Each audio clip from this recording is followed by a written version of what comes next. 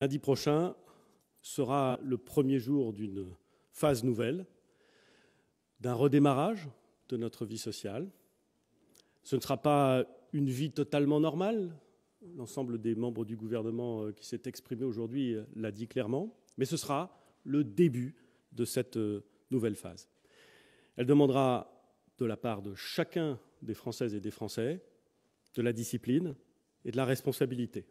Le 11 mai, bien entendu, mais aussi le 12, le 13, et tous les jours suivants, c'est dans la durée que nous réussirons à maîtriser la circulation du virus et l'épidémie.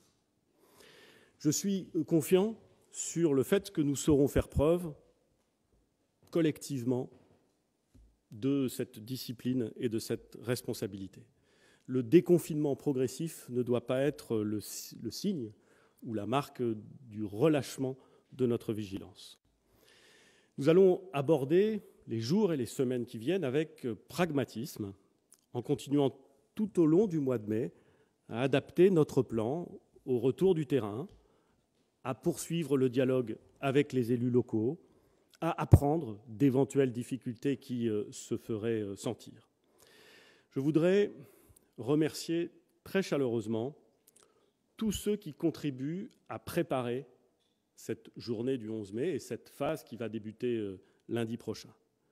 Les maires, bien entendu, puisque nous les avons placés au cœur des opérations de déconfinement, les préfets, les entreprises, l'ensemble des élus locaux, les agences régionales de santé, les fonctionnaires de l'État, tous ceux qui, à leur place, en fonction de leurs responsabilités, contribuent à nous préparer et à permettre ce déconfinement.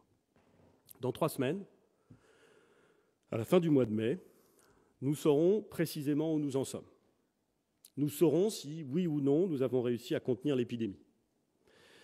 Nous saurons tout cela au rythme des contaminations et des entrées à l'hôpital et en réanimation, que nous allons évidemment surveiller avec une immense attention.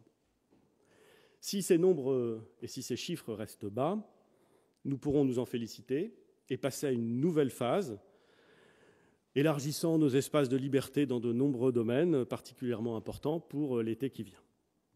Si ça n'est pas le cas, nous en tirerons les conséquences et nous nous adapterons. Je souhaite évidemment à tout prix éviter cette hypothèse, mais il ne serait pas sérieux et il ne serait pas raisonnable de ne pas l'évoquer. Lundi, je pense que beaucoup de Françaises et de Français seront heureux de retrouver un peu de la liberté qui leur a tant manqué pendant ces longues semaines de déconfinement. Un peu de l'espace qui leur a manqué. Un peu de la nature qui leur a manqué lorsqu'ils étaient confinés dans des appartements des grands centres urbains. Je pense que beaucoup de nos concitoyens auront à cœur d'utiliser cette liberté tout en ayant conscience de la nécessité de faire preuve d'une grande vigilance. L'ensemble des mesures qui ont été présentées et qui seront rappelées dans le plan que j'évoquais tout à l'heure et qui, je le répète, sera publié, sont des mesures qui parfois sont très directives, parfois appellent, dans l'hypothèse où elles ne seraient pas respectées, des sanctions. Mais comme j'ai eu l'occasion de le dire plusieurs fois, beaucoup plus que la règle, beaucoup plus que la possibilité de sanctionner le non-respect à cette règle, c'est l'esprit de la règle qui compte. C'est le fait que nous devons en permanence préserver l'équilibre que j'évoquais au tout début de cette intervention, entre la sécurité sanitaire, qui est importante, qui est décisive, et la reprise de notre vie. Cet équilibre, il ne peut être atteint, il ne peut être respecté que si nous nous faisons confiance les uns les autres. Pas simplement l'ensemble des concitoyens dans le gouvernement ou dans telle ou telle autorité publique.